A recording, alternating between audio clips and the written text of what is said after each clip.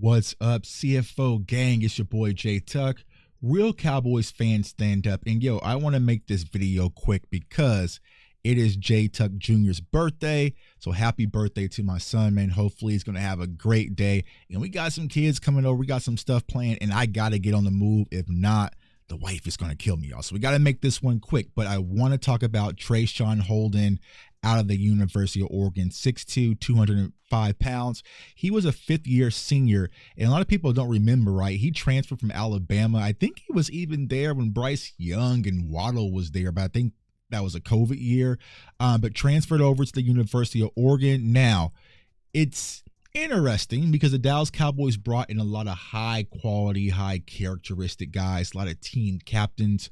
You know, Traeshon, he got into a situation at school, got arrested, got kicked off the team. I think it was like a little fight or scuffle that happened outside of the apartment. Blicky was grabbed allegedly, this and that, was kicked off the team, but the charges were dropped and he was brought back on to the Oregon football program. And then we all remember the Ohio State game where a certain player got spit on, right? So there's a little red flags when it comes to Traeshon, but remember his wide receiver coach, Junior Adams, is now on the staff of the Dallas Cowboys. So I 1000% guarantee you that Coach Adams vouched for his guy. Now, when it comes to Traeshon Holden, he jumps off the screen. Even though he really only had 1 year of production his senior year at Oregon, he does have some explosiveness when it comes to his game. And you'll watch him below, right? Watch his get off, good split, good comfortable stance.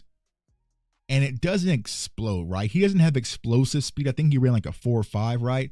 But he has more than enough, especially at his size. And once he gets the ball in his hands, he can definitely make things happen. So what's demonstrated on this very first play, he's lined up at the #1 wide receiver. He's going to run this crossing route. And the thing that I like about him, catching through contact, not getting rattled, that you got this corner draped all over you, hands extended, locating the ball, and coming down with it. So, like I said, he's not the explosive, godly, oh my God, burner. Now, we do have some players in, we actually got another UDFA that we'll talk about this weekend that kind of has that gear, but this is not going to be him. He's going to be your big slant guy, right? Your crosser guy, your meshing concept guy, right?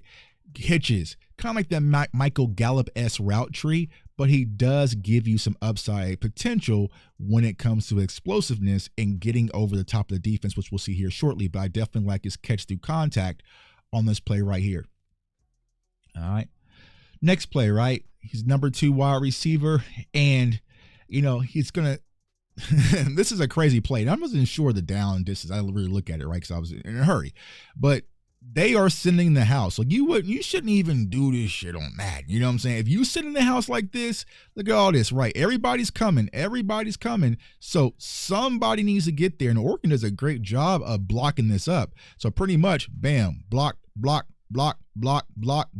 So they got that all bagged. So now you're leaving 3-on-3, right? And there's so much space, especially with the college hashes. You're probably going to get cooked if you don't get pressure, right? So it's simply quick throw, breaks the tackle, and he's off to the races. But you see that stride, you see the speed, right? Not getting tracked down. But it was crazy. I was like, bro, what are y'all doing? You know what I'm saying? If you're gonna send the house with all this space, you better damn sure make sure you get there, or you're gonna get cooked. Because even if he didn't go to Traeshon, this was open. It was just GG's in the chat, right? So, but overall, you see that speed, being able to separate, and good big play potential. Now, he's not a YAC guy, right? He's not like a Luther Burton or, some of those other prospects that we talked about this draft season, but he's more than enough capable that once he gets the ball in his hands, he can make things happen.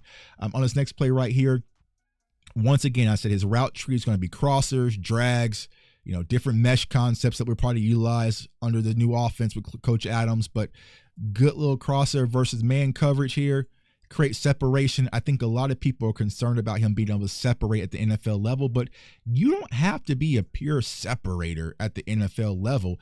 You can actually, I know this might be a surprise to Cowboys fans, you can actually create separation for your wide receivers when it comes to the scheme and comes to the play calling. So if you have a guy lined up outside, right, in these tight compressed sets, just a quick little crosser or drags, boom, right? But being able to separate, right? Big catch radius, good solid hands, right? definitely think he can add value to our offense. Now, I'm not saying, all right, no, we got Traeshon Holden and we don't need to go get no, don't y'all, we're not gonna do that. Don't you put that evil on me, Ricky Bobby. We still need to go get a real weapon, a wide receiver too. But I feel like this is gonna be a guy. Some of those other guys, he might knock out. So like the Jalen Brooks might be SOL, and to be fully transparent, he has more upside potential than Ryan Flo. I know a lot of people like Ryan Flo last year, but trust me, this is a guy who was recruited, like I said, to Alabama, also Oregon. He's played some big-time football and has been around some big-time football players. Now, simple screen game, like I said, not the most dangerous, but that's not really his game. But he runs physical and tough enough. He does play with some physicality. He does have some moxie. He has some swagger about him. And I think that's what a lot of Cowboys fans like, right? We want that dog. We want that Dez type of mentality. Now, people get that misconstrued. When it came to Dez, I know he was physical and tough and rah-rah and beating on his chest, but don't get things messed up. Dez could also play football. You know what I'm saying? So you got to be able to do both. You can't be all talking, beating on your chest like King Kong. But I think overall, Traeshon does have some ability, and I'm kind of excited to see what's the plans for him. He will probably be one of those guys that will say, is a camp favorite that everybody, once we get to Oxnard in the preseason, will be interested in watching. And like I said, just being able to watch him out in space, boom, and then turn up field and go for the end zone. Not being denied, right? Trying to get into the end zone. So you can easily build these concepts into your offense. And if you watch my Jonathan Mingo film, right, there was a play with Jonathan Mingo where it was kind of similar and he ran out of bounds. Not Traeshon, bro. He's trying to get in the end zone. I'm trying to get in that paint, and he gets in the paint. You see that swag walk. Like, he has the I'm him mentality, right? And I think that's what we've been kind of missing in Dallas, opposite of CeeDee Lamb. Even though Brandon Cooks was him, he's kind of an older version of him, right? I want a guy who kind of feels like, yo, I belong here. You know what I'm saying? I feel like and that was kind of my attraction with Luther Burton and some of these others. Now, is he Luther Burton? Hell no, bro. No. But he plays with extreme confidence, and I think that's what excites a lot of Dallas Cowboys fans. All right, on this play right here, just a simple, quick little hitch, I believe. Let's see. Just a hitch. Bam, right? So nothing too pressing, right? Simple hitch, plant. Boom, easy money throws. You're going to give me all that space. You're going to give me all this. That's easy money, right? You play me in NCAA football, give me that space. I'm going to take this every time. And then when you come up top, I'm going to hit you over deep. But good awareness, being okay, where's the threats coming from the inside? Being able to peek, turn and run. Now, if you want to nitpick, you can say, oh, he should have switched the ball to his left hand because you want that on the boundary side, right? But it's a quick bang, bang play. So I wouldn't really knock him on that, right? But that's just a little, if you want to be nitpicky. But overall, good turn and run ability. You see the fluidness in his hips, the athleticism, boom, sense it, turn, run, right? I would probably want him with this personality, to be honest with you guys. I would probably want him to a little bit more violent after the run. You know what I'm saying? A little bit more violent. Let's go ahead and turn it up. Let's really chime in, you know what I'm saying? And get a little bit more violent. Like I said, boom, turn, switch hands, stiff arm, because he kind of goes down easy. He doesn't break a lot of tackles after a catch. So that's something I would definitely kind of see revved up a little bit as well. Then once again, he's lined up down here, and this is him getting over the top of the zone, right? So getting over the top, not sure what this safety was looking at, right? We caught him peeking because you're supposed to be last. Nothing's supposed to beat the safety deep. That's why you're called a safety, all right? But yeah, be able to stretch the field and get over the top. So like, do I sense godly speed, 4.5 speed, right? It's nothing to get too excited about. But you don't have to have godly speed, y'all, to get over the top. There's a lot of guys. I mean, CeeDee Lamb doesn't have godly speed. Remember, he dropped in the draft because of his 40 time. But CeeDee Lamb can still beat you over the top. It's the nuances in your routes. It's your release. It's the play call. It's a lot of different things that really adds up. And I feel like Traeshon can definitely beat defenses over the top. And you see him there playing from the slot. And that's another thing about him. He can play out wide. He can play in the slot, right? Even with that 6'2 frame, he can play all over the field. Now, ideally, he'll probably be a boundary guy for the Cowboys, but they'll be able to move him around. Will he be more your field wide receiver? Probably not, which I think is the position that we desperately need. On this play right here, like I said, bro, you're going to be playing for the Dallas Cowboys, and I get it, right? We want dogs. We want fire. We want tenacity. You got to watch the extra. You got to watch the extra. Quint little screen right there. All right, but you'll see right here, stepping his foot all off. That stuff right there will be a penalty with the Dallas Cowboys logo on the side of your helmet, right? So just got to kind of own some of that in, channel it in different areas, right? You can be a dog, you can be a beast, you can play aggressive, right? But channel it a different way, channel it in between the lines. When you get the ball in your hands, that's when I want to see that physicality and toughness. This play, great concentration catch. Great concentration. I'm like, damn, did he actually catch this? Right. So once again, he got over the top, right? You see the safety slipping and blipping, tripping over his feet, right? Stuff that happens in college football.